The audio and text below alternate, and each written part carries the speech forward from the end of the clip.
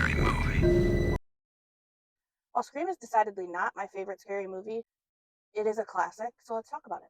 One of my new series, Slashback 90s, where I rewatch old slasher movies and review them and give you some fun facts and details about the movies. This week we're doing Scream from 1996, a classic. Most people who love horror have seen this movie. I have a hard time taking it seriously because of Scary Movie.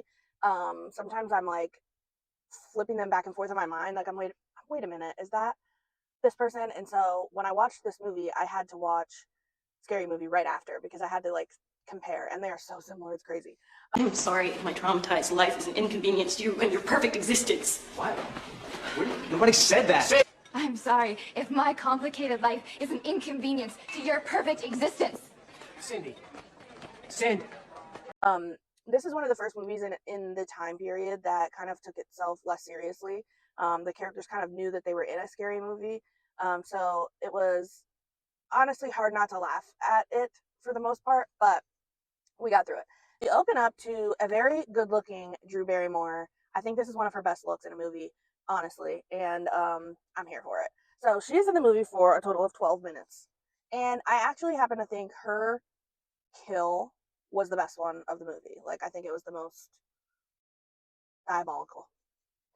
Her boyfriend's kill was pretty terrible also because she had all of his guts coming out. So Steve and Casey are our first two kills within the first 12 minutes of the movie. And then we get on to our main character, Sydney, and we follow her life for most of the movie.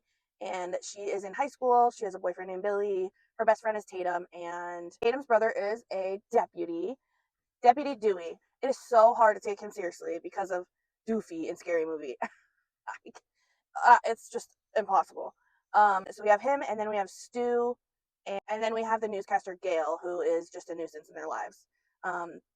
So there's a killer running around their town, what they call the Ghostface Killer, and it seems to be targeting Sydney after her mother was killed a year prior to this.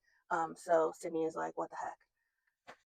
So some random thoughts I have about this movie. Number one is that it's super meta. Like, they are talking about horror movies within this horror movie constantly. They mention 20 plus horror movies in this movie alone.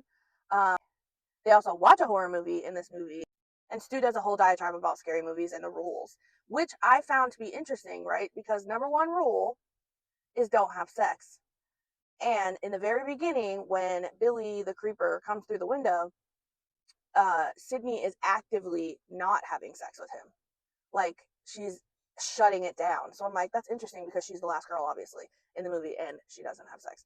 Later on in the movie, she does, but I just thought it was an interesting note, an interesting way to do it in the beginning of the movie. Obviously, Billy coming through the window is a huge foreshadowing. Like, he scares the shit out of her, and you're like, oh, he's the killer. I do like how they had a twist where there are two killers. So Billy had the perfect alibi being in jail, and then Stu was able to go do what he was doing. So that, I think, was the first of its kind. The insults in this movie are hilarious. I did write some of them down, and we have fuckbag, goonfuck, cretin, and Gail's famous line of "move your fat double lard ass now." The insults got me good this one. Obviously, one of the big scenes that everybody loves is when Sydney punches Gail in the face. Like, I love that. It's so good. And they revamped it again in the new one, and it was just awesome. Some of the most 90s things in this movie include the 900 number reference, the Indigo Girls poster on Sydney's wall, the brown lipstick that Casey is wearing in the beginning of the movie. Like, it's making a comeback, but I was like, oh my god, she is so freaking 90s right now. The Jiffy Pop on the stove, the house phone, the internet chat is like so, oh my gosh, so 90s. And then also the cop says, "What were you doing with a cellular phone, son?" That made me laugh. So some fun facts about the movie. I totally forgot Henry Winkler was in it. He was the principal. He gets killed. He's in it for like maybe 2 or 3 minutes. Also, they mentioned Ricky Lake, which made me laugh because she was really big at that time. And I remember she had a show, like the Ricky Lake show, and I just loved her. There is a Wes Craven cameo in this movie that I never noticed before. I didn't know it was him, but when I saw the cameo, I was like, I bet you that's the director. And I Googled it, and it was. It is the janitor that's dressed like Freddy Krueger. That is Wes Craven, who is the director of this movie. He makes a cameo in the first 4 movies. I'm not sure if he does it in any of the other ones, but that's some of my nitpicks about this movie are number 1, Tatum's kill. I just find it to be so completely unrealistic. I mean, obviously the whole movie is unrealistic, but you're gonna tell me that she immediately dies from the garage hitting the roof? I don't think so. Number 2,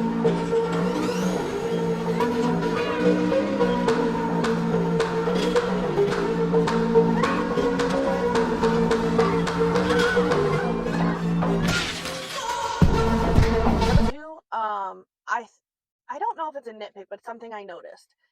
When Stu stabs Billy the first time, like in front of Sydney, you can totally tell that that's fake, like within the movie. Like there are no, like his shirt has no holes in it, like it's just blood. And I'm like, Sydney, you're a freaking idiot because how do you not know that?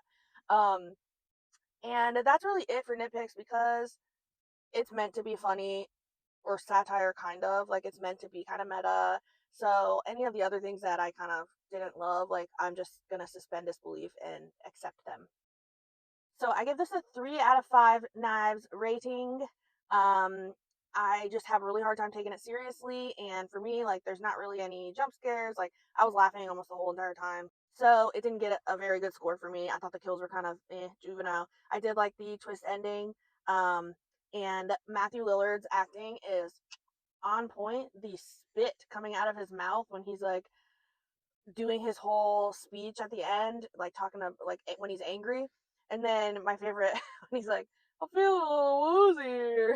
You're gonna carry on and plan the sequel, because let's face it, baby, these days, you gotta have the sequel. So that's it for me on Scream. 3 out of 5, and we have a total of 7.5 kills. I say half because we find out at the end that Sydney's mother was killed by them as well. We just didn't see it on screen. So that gets a half a kill. So next week we will be watching I Know What You Did Last Summer. I am so excited. I have not seen the original in so long, and I love me some Jennifer Love Hewitt. So I'm really excited to watch that and take some good notes and let you guys know what I think. Have a great day. Love you. Bye.